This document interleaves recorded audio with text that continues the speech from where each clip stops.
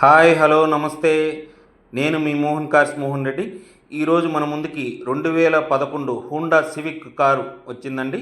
ఇది running kilometres వచ్చేసి 59,000 కిలోమీటర్లు అయితే తిరిగింది ఫ్రెండ్స్. దీనికి టైర్స్ చాలా బాగున్నాయి, అలాగే ఇంటీరియర్ కూడా చాలా బాగుంది ఫ్రెండ్స్. రన్నింగ్ కండిషన్ కూడా చాలా బాగుంది. దీనికి ఇన్సూరెన్స్ ఒకటి మైనస్ ఫ్రెండ్స్.